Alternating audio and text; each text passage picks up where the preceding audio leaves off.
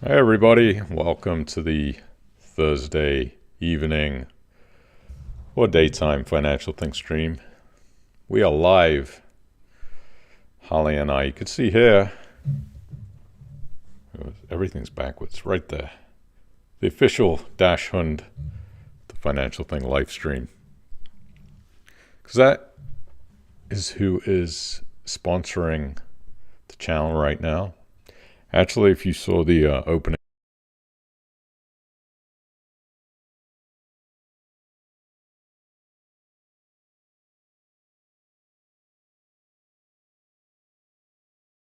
the Claus image with somebody, and I thought he was a good person to do that with. So anyway, hope you guys are having a great week. Thank you for joining. A couple of housekeeping items.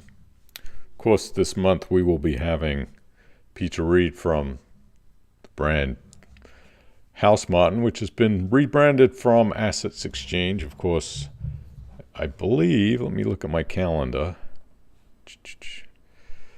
Well, is that next weekend or is that next week? It may be next Thursday. I'll have to check my emails. Hang on, bear with me.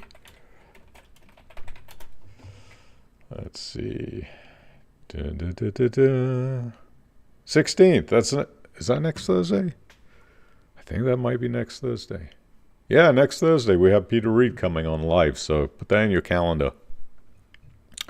Come join us for that. It'll be fun. We're going to talk about House Martin, what's going on over there, the rebrand, the old Assets Exchange, what they're up to. So yeah.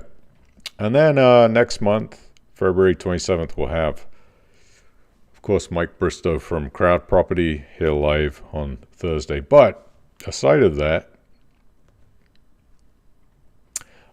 yes, of course, the sound. Okay, let me do that again. I have my microphone muted. This is an unofficial sponsor of the show because I had to replace Santa Claus with somebody. Right now we don't have a sponsor, so if you know who that gentleman is, put it in the chat. He is the unofficial sponsor of the show because I have a lot of respect for him today. So, not technically a sponsor, but we are looking for a new sponsor. Hopefully have that sorted out in the next month or two. But I have been considering, and you guys tell me what you think about this. I've become sort of involved in a little side business, which has been taking up a ton of time, and I've been considering switching the stream to a Saturday, just because things tend to fall on Thursdays for me now, being a weekday. Of course, here in the U.S., it's the middle of the daytime, and I'm considering, it's not 100% sure, but I'm considering switching the stream to a Saturday. It'll be the same time, 7:30 p.m., right? May be inconvenient for some, but if it is, you can catch up. It'll be archived on the YouTube channel, but I am having some difficulties with scheduling everything that I have going on in my life and doing this stream, which is not my main source of income. This is kind of a side project for me at this point in my life. And yeah, let me know what you think about that. If it would to be moved to a Saturday, would that bother you? Would that be okay? Or maybe I do it on a Saturday when I can't do it on a Thursday. Might have to flip-flop a little bit, but we'll see. By the way, it's very cold here at the moment. Not as cold as it is in England, I know. Not complaining. It's about 12 degrees, but when I woke up this morning, it was about 4 degrees, which is very unusual for us people living here in Florida. We're just not used to it. My hands are freezing. I had the hood up most of the day. What happened to Cufflink? Cufflink and I had an agreement for 1 year, right? And at the end of the 1 year, we reevaluate things and decide whether they want to continue with sponsoring the channel. It was nothing bad, nothing, untoward came out of it. It was just the end of the 12-month agreement. And so far as of yet, we have not decided if that sponsorship is going to continue on for them. But I am still talking to them about it. I'm just not exactly sure at the moment. So there you go. And yeah, it could be in LA. Interesting what is going on in Los Angeles. And they're really terrible for the people that live there. Very, very sad. But Yeah, so possible we move to Saturday, may continue on Thursday. I don't know, but I just wanted to give you a heads up. What are we going to be talking about today? We're going to do some peer-to-peer lending news. I'm going to show you my Crowd Property account because I've been getting quite a few emails about Crowd Property, people wondering what is going on over there. Is this situation with some of the defaults and late loans getting better? I'll show you my account. I would say I'm a relatively small investor in Crowd Property at this point, but I've never really been heavily financially invested. But I'll show you what I have going on in my account and kind of give you my thoughts on what's going on there. But again, we're going to get a much better picture of what is going on at Crowd Property next month when we speak to Mike, and we can ask him all of these questions on what is going on. So yeah, we are also going to talk about some really interesting emails that I got in the mailbag this week talking about is peer-to-peer still worth it in 2025? Also, we talk about life insurance because I got a quite timely email regarding life insurance. That I personally dealt with that situation over the last year through my mom's passing. And another email about, what was the other one about? It was about something, it was with a trading 212 portfolio. So I'll show you what's going on in that and how we're doing with that at the moment. The U.S. stock market is closed today because of ex-president Jimmy Carter's funeral. So there is no trading activity going on, but I will show you the portfolio and show you what I've done inside the portfolio and how we're getting along on that. So quick hi to everybody in the stream, of course, as we always do. Dave Dawson is here. Peter Vince, welcome. Chilly but dry, Leatherhead in Surrey. It is cold, isn't it? Did I see the temperature going to be in the minus later tonight? Mike Powell, hi. Chimpo Naughty, Brass Monkey in Cambridge.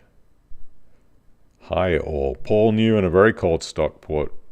Colin in a very chilly Peak District. Mike Powell says, able rate updates on the portal, and now I've not had time to look that today, so I'll have to get to that next week. Could do a live look, I guess. We'll see. Stephen Hale. Oh, hold on. I've got to go grab a FedEx thing right now, so just excuse me.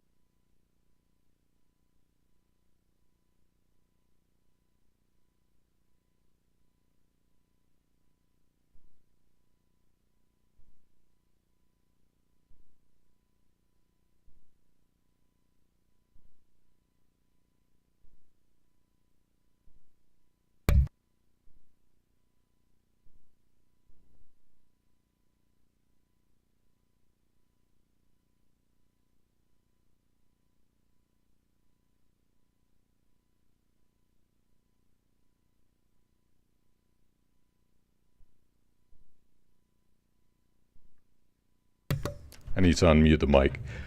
That always happens on a Thursday, that 1 hour time period when I do the stream. I don't get deliveries at all normally, and they happen to come during that one time, so that 1 hour. Anyway, I had to pick up the dog because she was freaking out. Say hi. Let's put her down. That's how you know this is really live. So anyway. By the way, the stream is not officially sponsored by Michael Saylor, no, but good spot. Anyway, good thing about having a dog is that they do alert you to things like that. Bad thing about having a dog, you're trying to do something live, somebody rings the doorbell, or hell breaks loose. Anyway, what are we? We were going through the quick hellos. Got me a bit off kilter. Let's see. Paul Bagworth and Kenilworth. Peter Vince says Saturday works for you. Okay.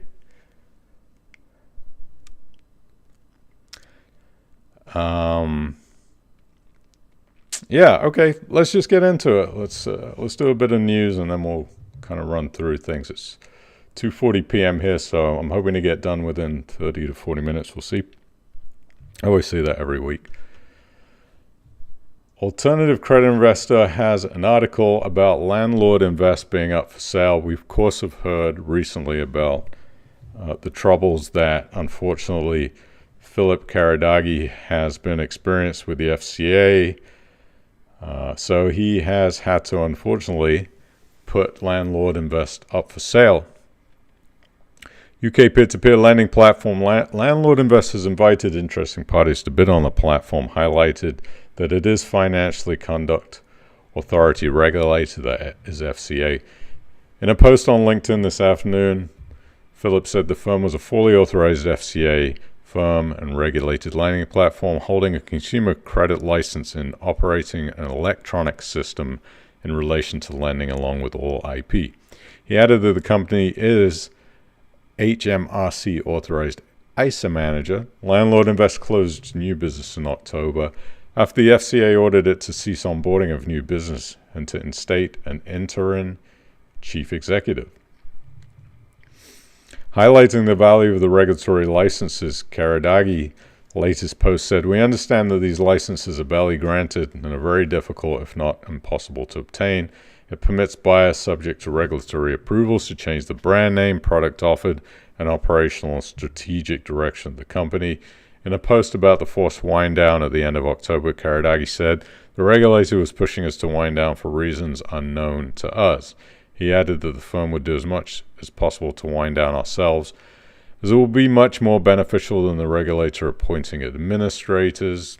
Karadagi and the FCA have been approached for comment, but are not replied to the time of this publication.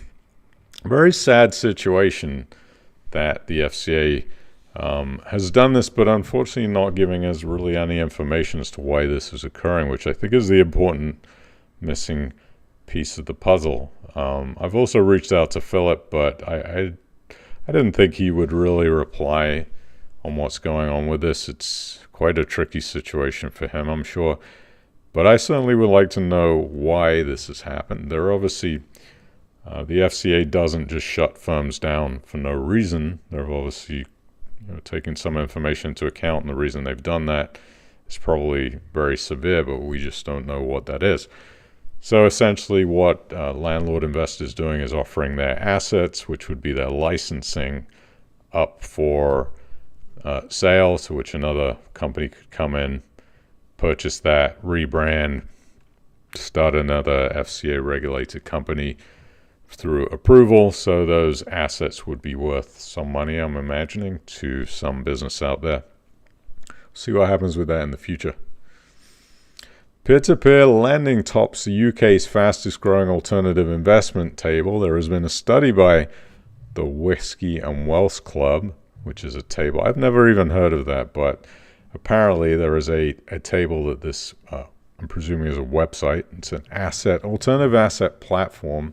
We should take a look at that. Let's have a look what this is. Whiskey and Wealth. Hopefully there's nothing too raunchy. That would be bad. Here we go. A whiskey investment company. So I guess you can invest in cask whiskey. Actually, somebody else mentioned this to me last week. It's funny that they thought it was a really interesting way to invest money. Sounds relatively risky. Sounds relatively risky unless you really know the wine market well. But I wonder about this table. I don't know where this table is. See what the cask whiskey report is. Oh, here we go. Yeah, I don't know anything about that type of investment.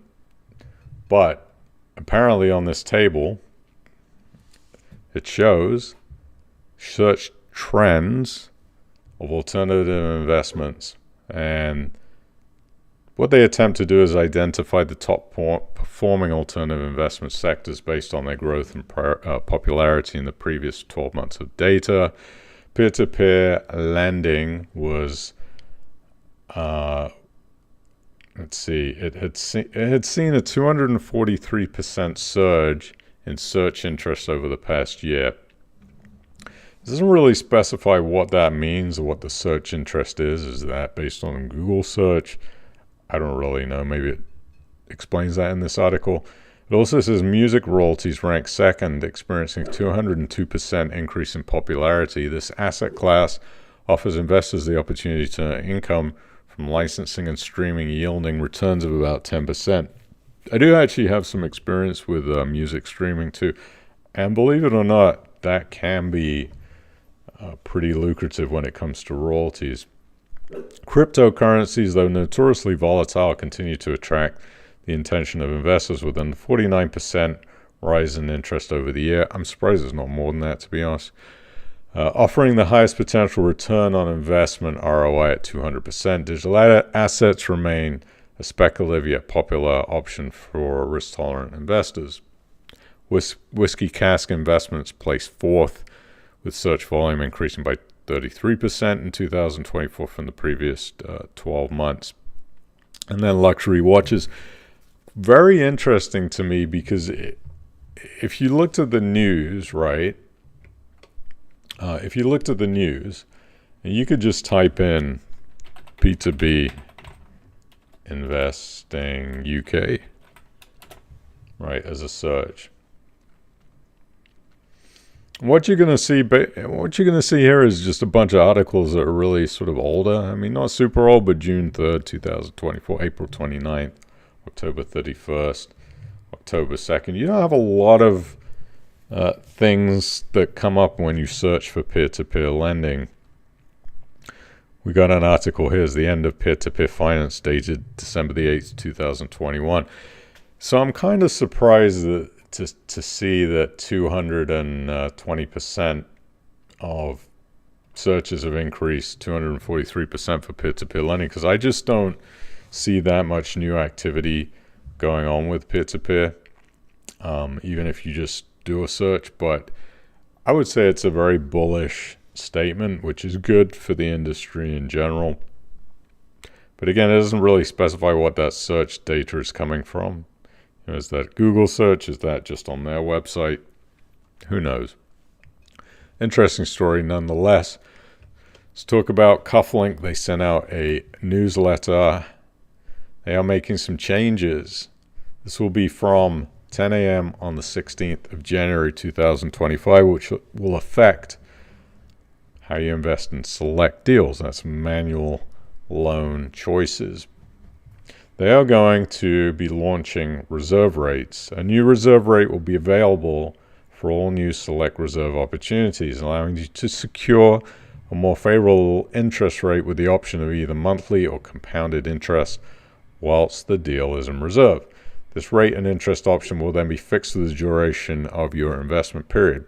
These reserve rates will apply until the deal goes live, where thereafter the rates offered will then decrease for all new investments made. Number 2, live deals, interest payment structure. Once a deal becomes live, the option to invest with monthly interest payments will no longer be available. Investments within live deals will only be offered with compound interest going forward, which includes purchases made on the secondary market. Number 3, reserve cashback payments. They will no longer be paying any reserve cashback once the deal goes live. This allows us to offer more competitive and transparent returns in the future, making the platform more straightforward for our investors. Please note there are no changes to the ability to unreserve your investment whilst in a reserve status. Interest will continue to be paid on the first working day of each month to those that have opted for monthly payments via reserve benefits or on maturity of compounding. The amounts will be paid to your correct wallet depending on how you invest, whether it's a general investment or an ISA. These changes will deliver better consistency on how deals are structured across the platform and allow you to tailor your portfolio based on your preferences and provide you with more of a selection. So let's go ahead and unpack that a little bit and how that is going to affect you. So if you're a select investor, I am not personally a select investor anymore because when they changed their minimums to the much higher minimums, I decided, right, I'm just going to do auto invest now at this point. I don't have time or the financial resources to be putting in the minimums that they wanted in Cufflink. So this is just going to affect those people I would say consider you to be probably the higher net worth select investors, but it is going to affect you that you're going to really need to keep on top of deals that are coming out, because if you want to collect monthly interest, which is personally what I used to do, I don't really like the idea of compounding. That was just a personal preference. I like the income. I like to take income from peer-to-peer lending, invest it into different things, or just use it as needed. I don't really like being paid on maturity for select, just because, in my opinion, when you're investing that much money, you might want to have some liquid money coming in. Other people might not care, because really at the end of the day, the auto invest is the same thing. You're getting it at the end. So, but because I'm not investing larger amounts of money, it doesn't bother me as much. If I was putting in, tens of thousands of pounds, I'd probably want that monthly interest. So if you are going to continue to invest in select deals, you're going to really want to keep on top of that, because number one, you're going to get a more favorable interest rate. I don't know what that means. What is more favorable? Are they going to give 0.25% more or 0.5% more? I wouldn't imagine it's going to be a lot more. I don't think competitively they can afford to be giving 2% more, because you're investing when it's in the reserve status. My guess is it's probably going to be maybe 0.5% more, 0.25%. But what you're going to need to do is really keep on top of that. So if you do want to keep getting that monthly interest, you're going to have to do it while the deal is in reserve, because after the deal goes live, it's obviously too late at that point. You can only select a compounded interest rate for a select loan.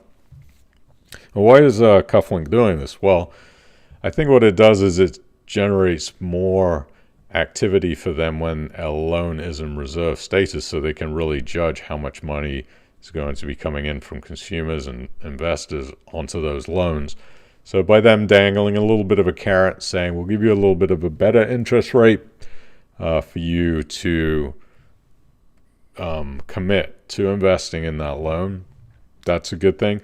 The bad thing is you change your mind, you cannot get out of that deal at that point. So good for Cufflink because it locks in the money. Bad for you as a retail investor because it means you cannot change your mind. Personally, I don't really see a problem with that. I can't think of any loans that I've jumped into pre-release that I've ever really wanted to exit out of. But I know some people that do like to have that ability to cancel if they want. You're not going to be able to do that anymore. And then this idea of cashback reserve payments, eliminating that, I think that just reduces the amount of work on Cufflink's side, dealing with small amounts of cashback payments. I actually like what they've done here, because if I was picking out select loans, I would just want to lock in a better interest rate on that loan versus getting a little bit of cash back into my account, because over the long run of the period of the loan, if it's say 12 months, you're getting a higher interest rate, I think that's more beneficial than a cashback payment. So just some things to really pay attention to if you are a select loan and you do like to select your own manual loans. Remember, on 16th of January at 10 a.m. they're going to be making those changes. PropLend sent out a update. Seems like they have had a little trouble getting their website back online. They've been doing a back end change, some upgrades to the website, and they've sent out a letter of apology saying that they've been rebuilding their system 100% in-house, probably to keep costs low because they want to outsource that.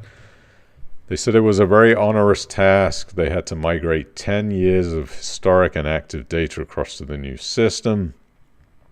They had hoped to have the platform fully back online by the 30th of December, but a decision was made to extend this to allow us to cover off the year end. We've had a number of lenders who have been in touch with things that they have seen that weren't quite right. We continue to be grateful for their input. As of today, everything is up and running, but there may be some small bugs which you encounter. Please let them know.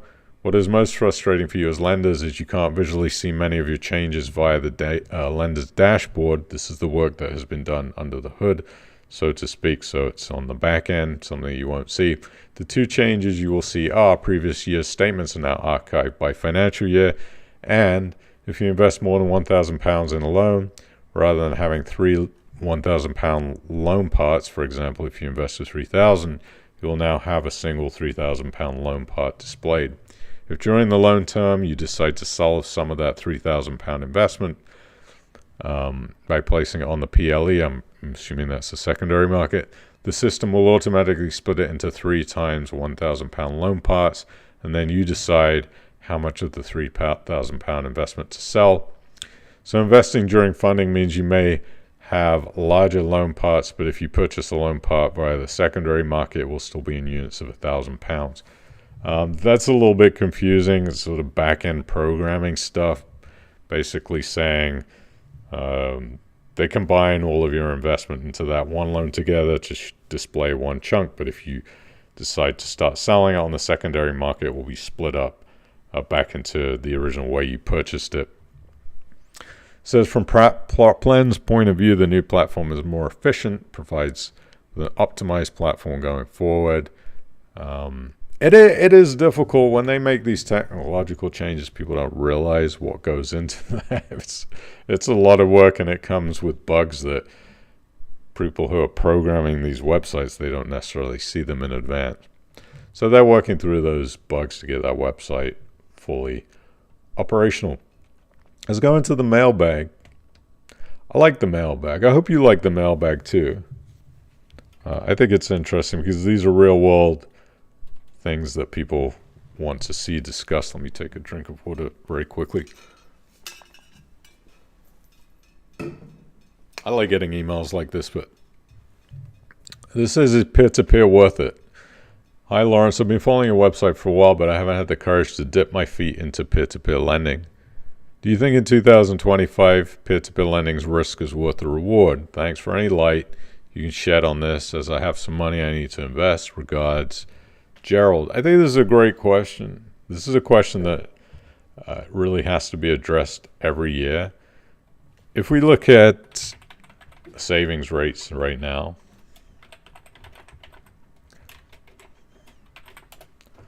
let's see what they are. What can you get in a savings account? Verify me. Let's see. Compare savings accounts.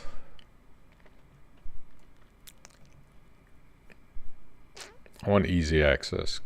Come on, Martin Lewis. What can I get? Okay. I get a 5% variable through Chase Saver with a boosted rate. This is 5% AER variable for 3 months. Gives you 1.5% bonus rate. So really it's 3.5%. Chip, let's see, 4.8%, 5%. I tend to look at these companies like Paragon as being the base of what I think you can get on a decent savings rate. 4.55% variable, you get a £100 bonus when you deposit 10 grand or more, and then raising 4.52%. So really we can say 4.5% is now the base rate of what you can get on a UK savings account. Now, if we look at peer-to-peer lending, obviously there is many different options, and a question, such as is peer-to-peer worth it nowadays? I think it depends on where you invest.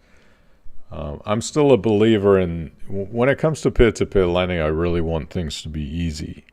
I don't want to have to worry too much about, now is the company going to get themselves in trouble? Can I set and forget things to some degree?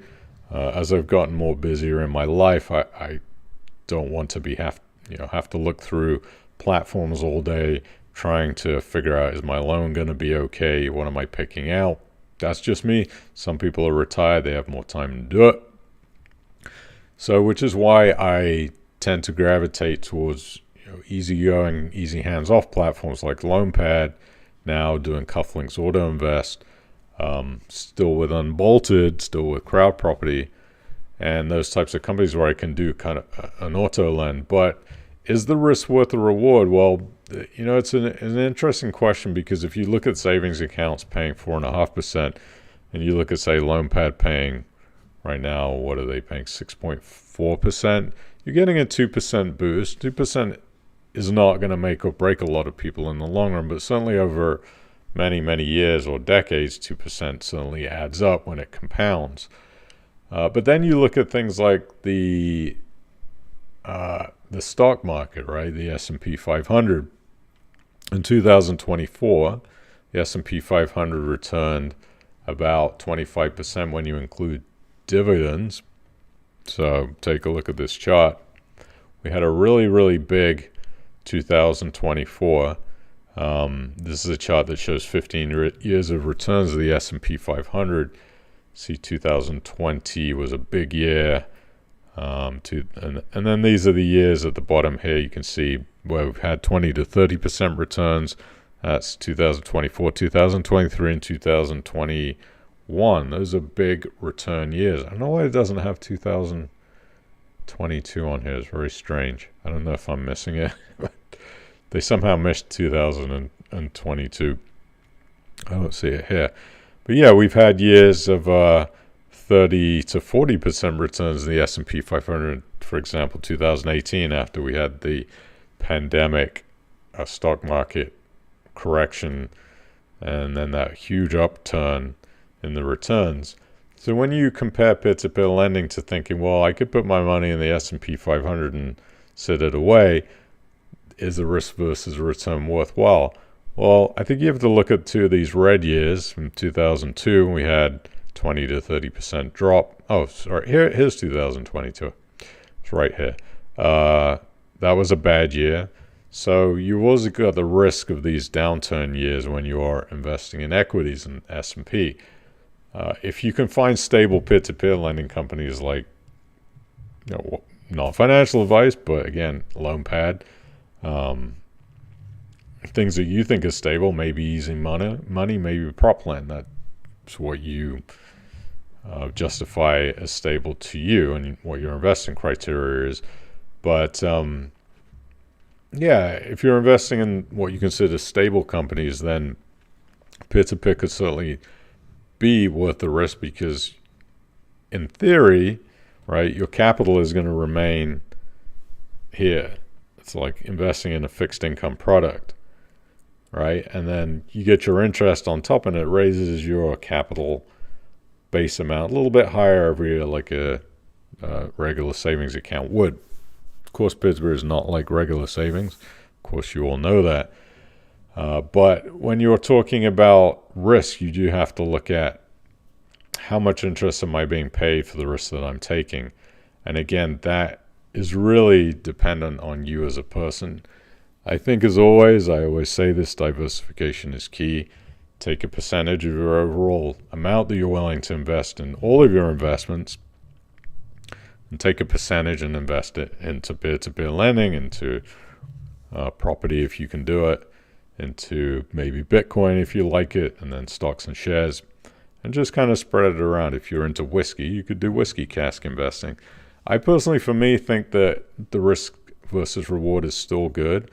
If you look at 2024, I didn't really have to worry about the money that was invested in prop lend. But if I go back previous, I had some really big hiccups with, obviously, who the companies are that are no longer with us or have gone into administration. So that risk was not worth the reward, because the rewards were far less, than the risk was, way higher than the rewards that were received. So I think that's only a question that you can answer for yourself based on your own criteria for what you're willing to put in to get back. Personally, it's good for me, may not be good for you. So yeah, you may invest in property and find, look at this. This is a guy who posted that, this is an interesting post. The more real estate I own, the more I wish I'd bought equities, so stocks. Whoever says real estate is passive is crazy. I rolled onto one of my properties and found this. Somebody had basically just dumped a bunch of tires on his property. So this is risk, right? You own a piece of land and somebody can come and dump a bunch of things onto your land. That's part of the risk of owning property. So everything has risk. Speaking of risk, I'll show you my crowd property account right now.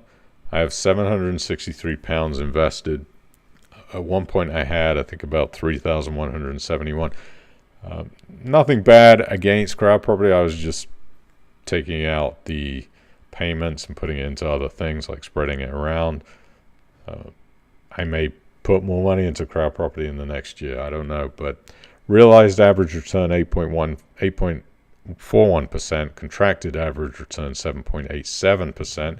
See, that would be because interest rates have fallen, so they're not going to make as much. Projects repaid 42, active projects 16. Now, the thing about crowd property that we have to look at is the portfolio performance. Doing okay, but down here, this is the thing that people are most concerned about: overall payback. 6 to 12 months overdue, we have 0, but we have 12 plus months, so that is about 30% of my entire portfolio now is 12 months past due.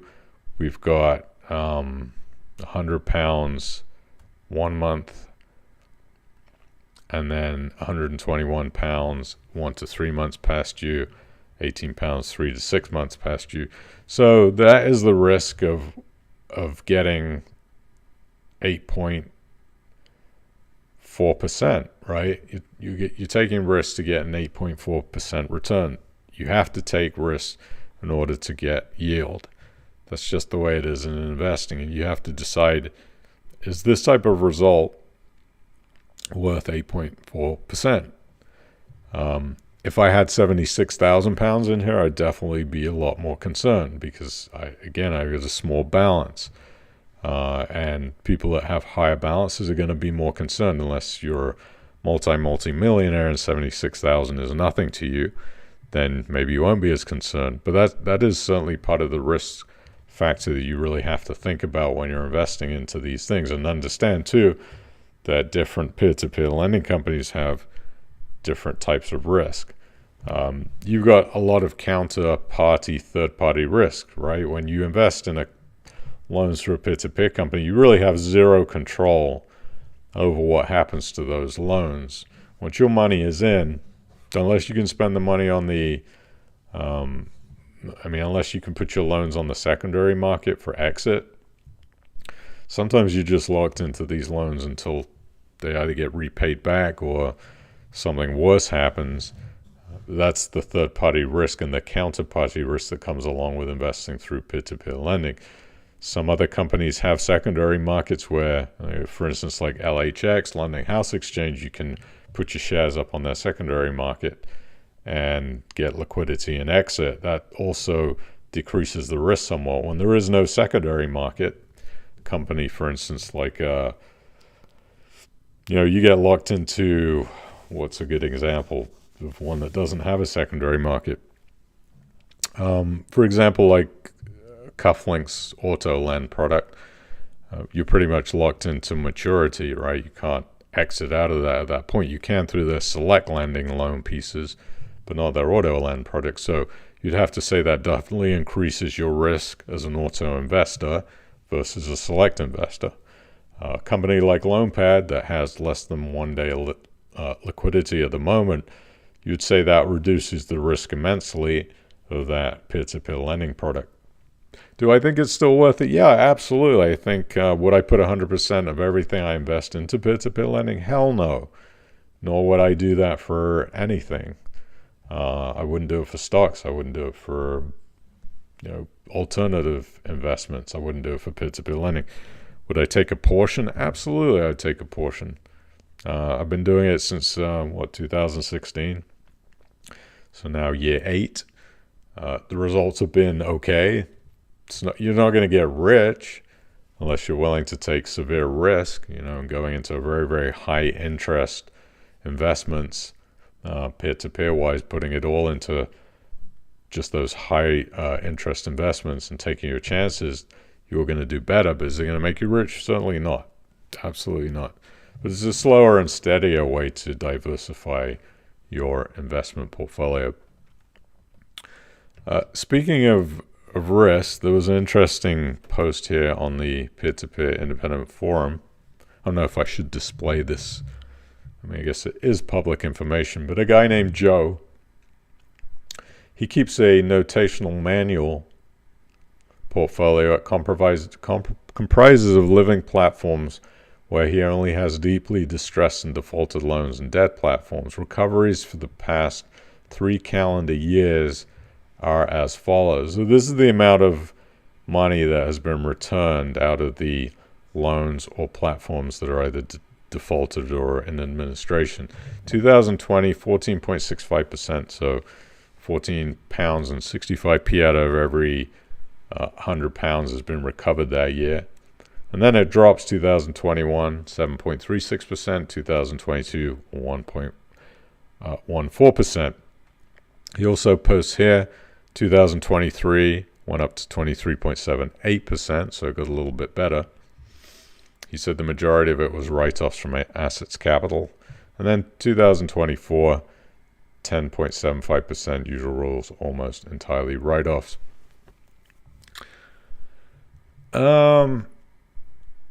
Yeah, I mean, we all know that when these businesses go into administration or loans go into a default, depending on the peer-to-peer lending company itself and how good they are at recovery, recoveries generally just don't end up well in some cases. Some cases we get 100% back. Rate Setter is a good example of that. They repaid everybody and then closed to retail. Generally, that doesn't tend to happen. I think we're going to see it with assets capital. We're going to see it, obviously, we've been seeing it with funding secure, Lendy, getting a much smaller percent back in recoveries. I thought that was an interesting post. Let's skip that one. Oh, this is an interesting chart. British 30-year gilt chart is starting to get to this very, very high interest phase, 5.37%. Why do you care about this? Why would you care? This is a good indication of what is going on with the debt in the UK. This is money that has to be repaid on debt. So 5.377% interest being paid on a 30-year gilt now. So basically, when the government borrows money, they got to pay back 5.37% on their debt. And that has been rising a lot. If you look at down here, 2021, it was 1.4%. That's almost fivefold now. I think this is going to come back to bite the UK government in the bum. We'll see. Another interesting letter from the mailbag. Happy New Year, Lawrence. I hope 2025 is being kind to you. Quick question, maybe you can answer this on your live stream. I know I'm supposed to buy index trackers and nothing more, but honestly, I just cannot help myself when it comes to purchasing individual stocks. I love the thrill. Yes, I know it's somewhat of a gamble. It's definitely more than somewhat. Everyone has their weaknesses, right? They do. I noticed you added MicroStrategy to the Trading 212 portfolio. Can you talk a little bit about why you added this and what you think the future holds for the stock price? Best wishes, Trevor in Bangor. I just want to again start out by saying this is not financial advice. Do not do what I do.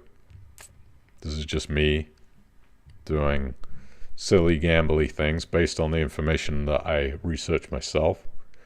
Could be wrong. Probably will be wrong. Could be right. Who knows? The Trading 212 portfolio right now is to 24,523 pounds. Remember, this started at 5,500 pounds.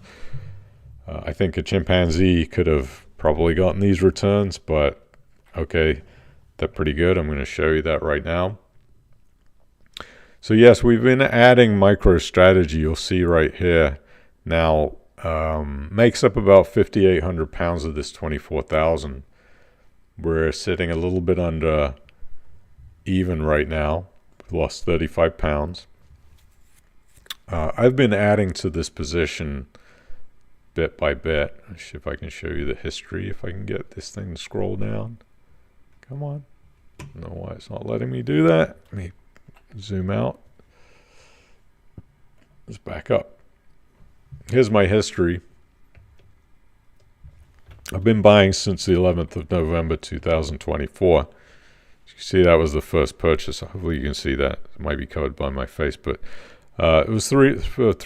I bought a share and a half back in the 11th of November, and then started adding to the position as the price fluctuated. I'd set some buy targets here, and then went in a little bit more heavily. And then my last purchase on the 2nd of January at $308.50 when the price of MicroStrategy really took a bit of a hit. What was my thesis for buying into this stock? Well, obviously, I would say I'm a pro Bitcoin investor, and MicroStrategy really ties in to the Bitcoin thesis. This guy, Michael Saylor, who, as you can see, is the unofficial sponsor of the stream down there. He is a 100% believer in Bitcoin. MicroStrategy is a software company originally who was making money, and they took all of their money and all of their assets and said, we're going to make maybe 10% on our business in profit. So why not take all the cash that we have and invest it into a faster moving asset that is going to be easier to manage, we think less risky. That's questionable, right? I mean, people sometimes they'll look at Bitcoin and say, wow, this is way more risky. But he deciphered, no, Bitcoin was way less riskier than trying to increase the software company, which they still, by the way, do sell software services. I think it makes up about $440 million of revenue a year for them, which is a small drop in the bucket to what they own in Bitcoin.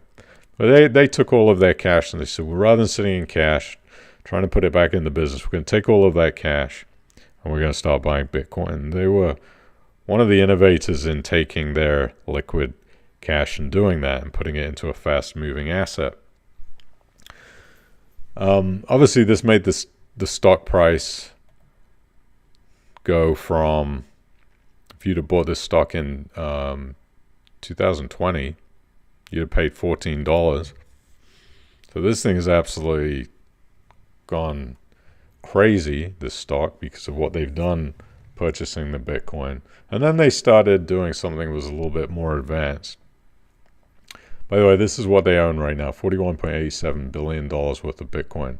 I think that represents about 2 to 3% of the entire market. MicroStrategy got added to the NASDAQ 100 recently. That was back in January, I believe, was it? Or in December? No, December 13th. And then what they started doing was offering convertible bonds to other companies that wanted exposure to Bitcoin but couldn't get it. For example, Alliance, which is one of the Europe's biggest insurer. Let me see if I have that. Where is that? Can't find it. But Alliance, here we go. Alliance, Germany's insurance giant, acquired 24.75% of MicroStrategy's $2.6 billion convertible funds. And I believe that was at a 0% coupon rate. So essentially, Alliance took the bonds, and then that money was used to purchase more Bitcoin. It's quite complicated what they've done.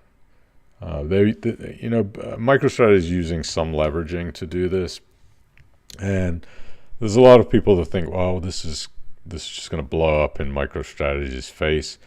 But the difference is, if Michael Saylor and MicroStrategy truly believe in Bitcoin, which they do 100%, all of this makes sense. What they do is they offer debt to companies that want exposure to Bitcoin, but either don't want to own the actual Bitcoin itself or cannot, maybe based on the company policies or their shareholders and what they're willing to do. Okay.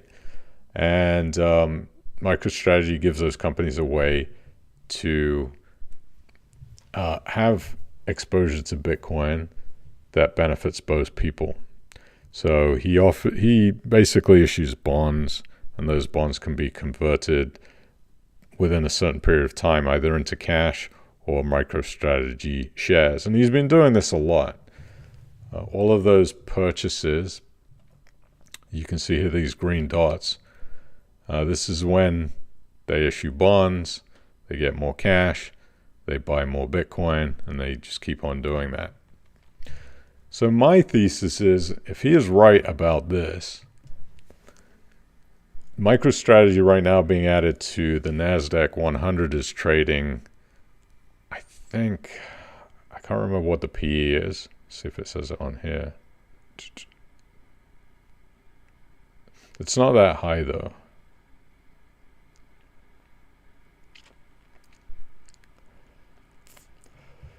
I don't think it's that high for where this is going to go. If Bitcoin is going to do what I think it's going to do, there's no predicting the future. It could do anything from 100,000 per Bitcoin up to 1 million. If it does what I think it's going to do, this stock makes a ton of sense. If Bitcoin does not perform and goes completely the other way, it could be pretty disastrous. So I'm bullish about it. I think it's going to perform well. I think that there's been some crazy price predictions on what MicroStrategy could become. Some people saying up to $10,000 a share. I don't know if that's true. I'd be happy if this 3x'd into $1,000 a share, which I believe it can easily achieve, which is the reason why I added it to the portfolio. When companies like Alliance are buying MicroStrategy's convertible bonds, they're a lot smarter, I think, than most people. They understand something that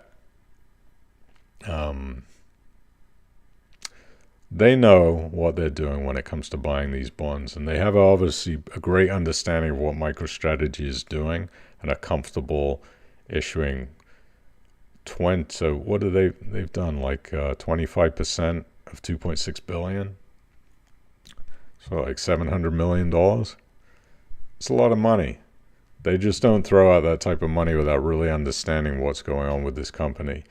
So that is, without getting too complicated, the reason why I added it to the Trading 212 portfolio. They've been offering these notes over and over again. I think they will continue to do it. I think he's got another 18 billion to spend on Bitcoin, as I understand correctly. They're selling these 0% coupon bonds, which is forward looking at how much the stock price of MicroStrategy will be, and that's $672 per share when those bonds are issued. So I think it's a very bullish thing, and I expect it just to keep on going upwards. But again, I could be completely wrong. This thing could go to $100. Who knows? But that's just what I think. I don't know if that was a good answer. All I know is that things are getting more expensive. Housing is getting more expensive. Inflation is still choppy. And having some kind of an asset to outpace inflation is going to be key in the future. One more letter from the mailbag. What time is it? We got about 6 minutes. I'm going to run through this quickly. Here we go. Oh, life insurance. Hello, I know you really talk about investments mainly on your channel, but I was recently offered a Prudential life insurance policy. The PRU. It's one where you put money in monthly and they invest it for you, give you potential returns, which you can borrow against the policy value in the future. How do you feel about this kind of investment? Not financial advice, of course. Thank you and for everything. Happy New Year. Happy New Year, Chris, K, whoever you are. Yeah, Prudential. Run, do not walk. That has been my experience, having dealt with the Prudential life insurance policy with my mother.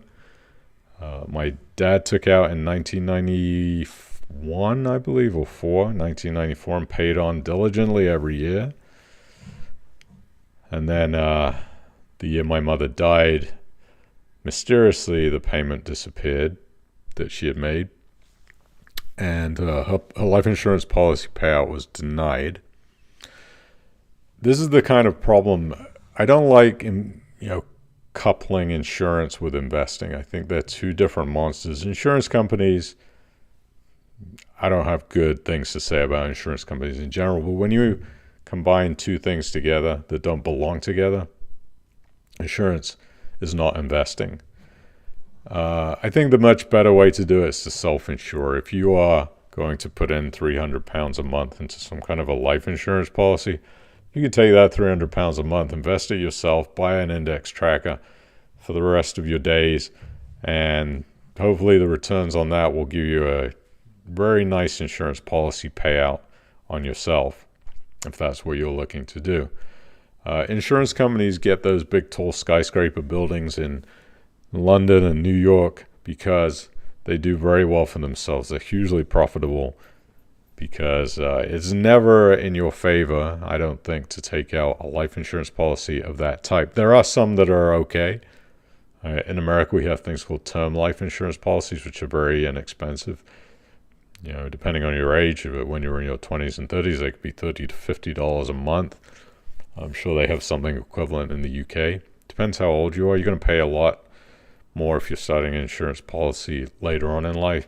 But I'm a big believer in self-insuring, just investing yourself and building up an investment portfolio that you don't have to rely on an insurance company trying to invest, and self-insuring yourself. I remember when I looked at the returns of the Prudential one that my dad took out in 91, I totaled it out and it was about 4%. It had basically gained 4% to what the life insurance payout was. 4% is terrible. I mean, you can average 10% in the S&P 500. Why would you put in a life insurance policy that gives you 4% or worse, maybe zero? And then they say, well, you can borrow against it. But if you have a liquid stock investing portfolio that you've put that money into yourself and invested yourself, you don't need to borrow. Like, why would you need, if you borrow against a life insurance policy, you're going to pay interest on that. You don't need to do that if you invest your own money, because you've got liquid cash. You can do whatever you want. If you want to borrow against that, you could, but you don't need to. You just take that money out and it's liquid. So, Chris K., the answer is I don't feel good about those types of investments. I've seen them firsthand of how those insurance companies can wriggle out of making payments when they are basically set up to auto-deny most things nowadays, even a death policy, from just my own personal experience. So, yeah, be very, very careful. I certainly would never do it myself. I think you can self-insure. That's a better way, just my opinion. Do your research. Let's see what else we got. Is there anything else? Bitcoin price today is having a little bit of a tantrum. We're at $91,276 because there's been some rumors and reports coming out that the U.S. government has sold $6.5 billion of Bitcoin. Nobody actually knows if this is true or not. These are just rumors. People have been looking at charts and wallet addresses and blah, blah, blah. But whether or not it's true, it's a pretty good time to snag. I think it's a good buying point, but again, just me. Volatility is the new normal. Remember that when you're investing.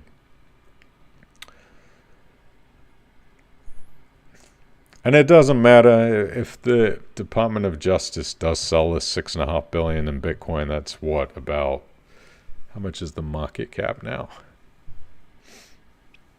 1.8 trillion. 6 billion is not that much at all. 2%, 2.5% of the entire market cap. Yeah, this movement is based on sentiment. People get nervous when things like that happen. I just see it as opportunities. And good, if you are somebody that likes buying these type of investment this fear and greed number right here. In my experience, when it's low, it's a good time. When it's up here in the greens in the 80s and 90s, that's when people are feeling good about this investment. It's not the best time to buy, if that gives you any indication. We've seen what the top of this investment has been, up to here at 106. So what do they say when there's blood in the streets? Something like that. I don't remember the saying. Maybe you do. Anyway, that's all I've got for you today. See if you have any interesting comments, and then we're going to get out of here.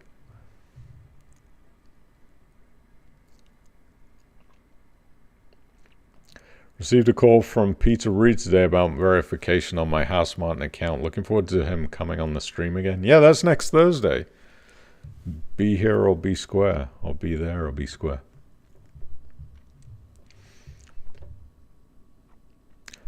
Cold enough to freeze the balls off a brass monkey. That's a good saying. Mike Powell says, not sure FCA regulators is much of a selling point these days. Yeah, hit that thumbs up if you can for me. I appreciate it. It takes a second. Sympathies to Philip Karadagi. Yeah, it's a shame. Mike spotted it. 2022 was at the top of the orange column. Yeah, I missed it. You got a keen eye.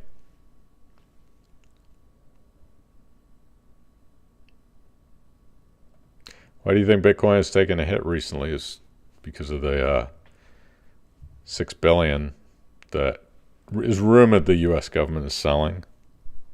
I think that would be President Biden's final FU to the incoming President Trump, who is very pro-Bitcoin. That would be, I mean, it's a silly thing to do to sell that Bitcoin. They could just hold on to it. I mean, $6.5 billion to them is nothing. So, but that's why the price has taken a hit.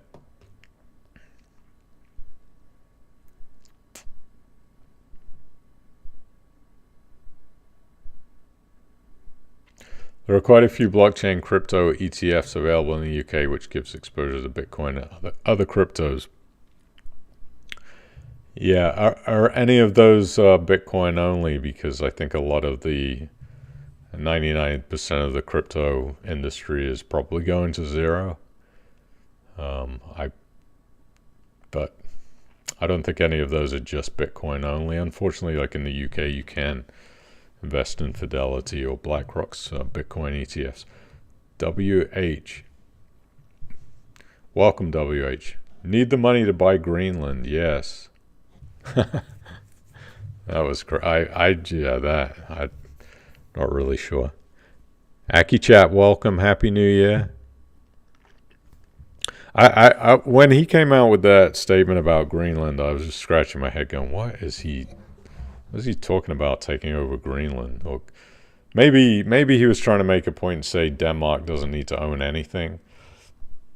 Greenland should be able to do what they want. I don't really understand.